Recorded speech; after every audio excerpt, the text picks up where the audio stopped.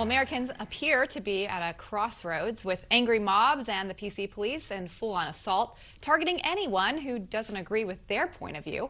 President Trump is urging freedom-loving Americans not to give in. Listen. One of their political weapons is cancel culture, driving people from their jobs, shaming dissenters, and demanding total submission from anyone who disagrees. If you do not speak its language, perform its rituals, recite its mantras, and follow its commandments, then you will be censored, banished, blacklisted, persecuted, and punished. Not going to happen to us. Well, our next guest isn't afraid to speak his mind. In a recent interview, he compared the outrage mob to hostage takers, saying we should not negotiate with them. He's the host of the Adam Corolla Show podcast and the author of the new book, I'm Your Emotional Support Animal, Navigating Our All-Woke, No-Joke Culture. Well, joining us now is the man himself, Adam Corolla. Adam, so great to have you on the show. Welcome. Thanks for having me. All right, well, I gotta say, I bet the left is just lining up for your book, left and right. There's probably a line around the block. But this cancel culture stuff, which you address a lot in your book, it just seems like we see something new almost every single day. I'm still shocked by it. I shouldn't be at this point. But where is the end? Is there an end in sight, or are people just gonna learn to suck it up? Or what's your take? There is no end, and I'll tell you why there's no end. First off, if you really think about the phrase or the term progressive movement, look up the two words progress and movement, and it's perpetual. Movement means movement, and progress means progress. So there's no finish line, there's no ending spot. But the real reason it's not going to end is they're not as interested in the cause as they say they are. So here's what I'm saying. If you have a leaky roof and you don't want your living room to have water in it, you go up to the roof, you patch the roof. Once it stops leaking, you come back in and enjoy your home. You don't go back up to the roof again, right? But what if the leaking stopped and you just kept going back up to the roof?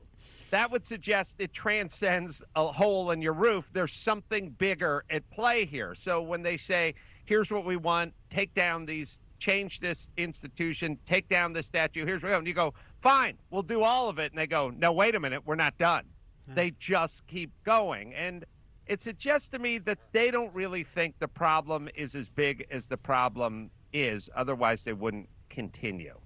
There's a sort of a backward math you have to do on that, but the people who want to cancel, Jimmy Kimmel or Jimmy Fallon or anyone on late night named Jimmy, the people that are so offended by this guy doing a character or something that person said, they're really not offended by it. They really don't care. They want to cancel you. They want you to bow before them. They want you to apologize to them to make them feel powerful. That's all. They're not really interested in the cause. Interesting. By the way, a nice leaky roof analogy. You don't get that often, and we got it here today, clearly.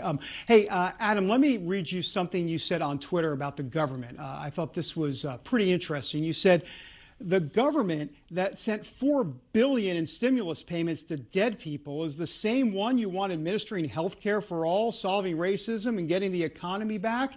Get your own, whatever, together. The government is incompetent and won't save you. You sound a little bit like Trump. You're sounding like Trump.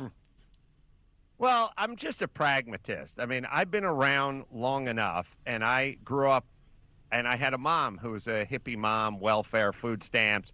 She wanted the government to save her. The government never did save her, didn't save us. Nobody saves you. You save you. Everyone needs to save themselves. The government is incompetent.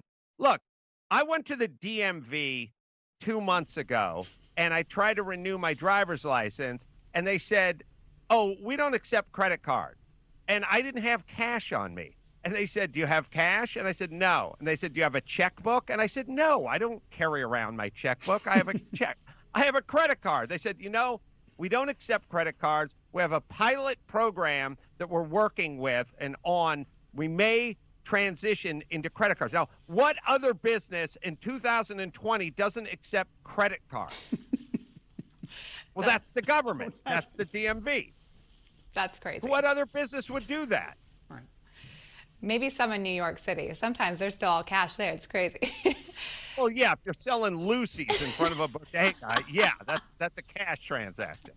Well, Adam, you're not a big fan of political correctness. You're very clear about that in your book. But something David and I were talking about earlier is, what would a world look like with President Carolla? What would that look like? Oh, it'd be a utopia, first of all. Look, it'd be a free world. It'd be a world where you were in charge of your own safety. First off, I would go to the beach and I would take down all the signs that said no dogs, no frisbees, no fun, no beer, no fire, no singing, no radios. First thing I would do is liberate the beaches. The second thing I would do is you talk about abolishing ICE. I would abolish the Department of Building and Safety. Those guys drive me insane. And it'd be a bunch of people that were into personal responsibility, and I would focus much less on self-esteem and much more on character. We replaced character with the self-esteem movement. You notice about 25 years ago, we took self-esteem and we used it to replace character. Now we got a bunch of 23-year-olds with super high self-esteem and no character. That's an issue. Yeah, that's what social media will get for you. Well, it sounds like a nice place to live if we can all have great character and live on the beach together. Adam Corolla, so great to have you. Thanks for being on the show. Thanks for having me. You just watched Newsmax TV, America's fastest growing news channel, now in 65 million homes. Get Newsmax TV on all the major cable systems, or go to newsmaxtv.com and click on the Find Newsmax tab to locate us. Remember, Newsmax TV, we're real news for real people.